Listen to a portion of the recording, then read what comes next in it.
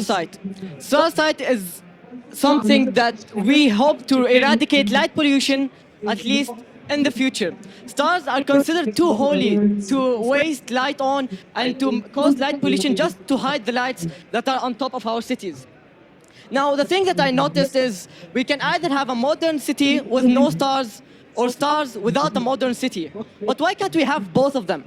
Here you could see the Manhattan skyline with city lights, and you could tell that there are barely any stars to be seen above. However, once as the heat map shows, you could tell that there's a lot of light emitting into the atmosphere, causing most of the light pollution, which is the reason why we can't see the stars.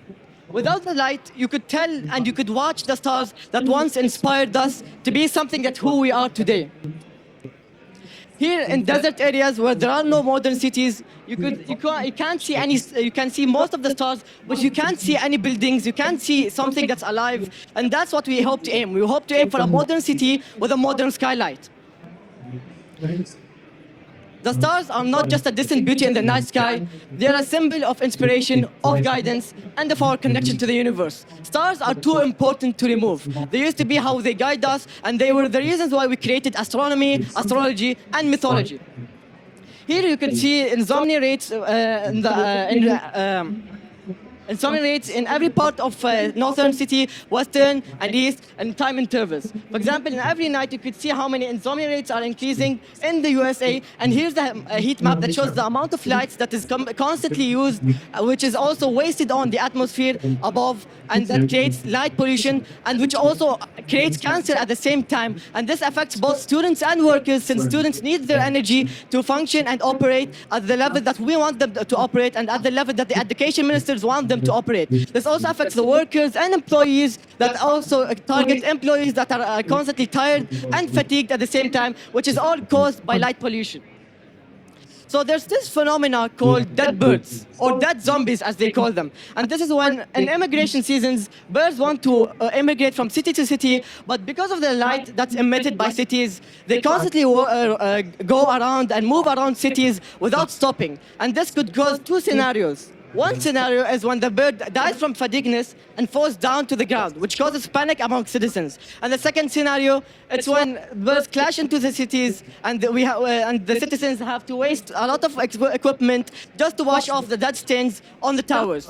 And this could also affect the things that we eat, the quality of food that we eat, because most of the animals that we eat from need the correct amount of sleep, but unfortunately companies have to waste the budget on making enclosed farms so that light from the atmosphere does not reach them.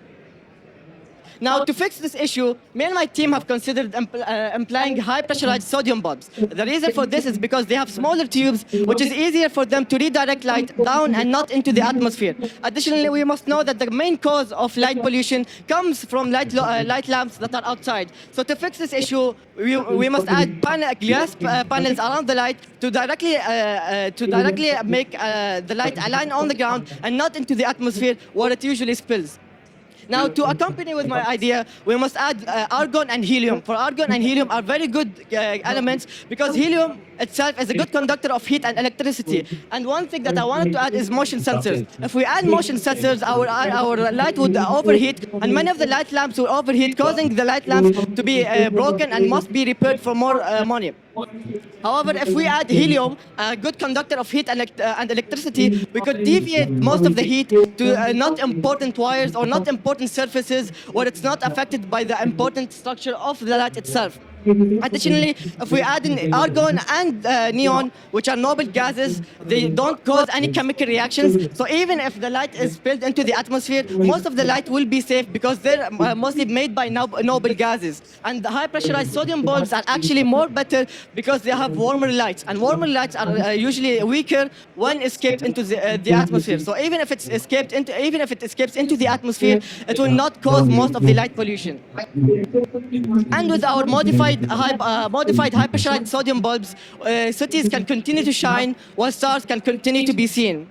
At Starsight, we make stars not just a dream, but a reality. Thank you so much.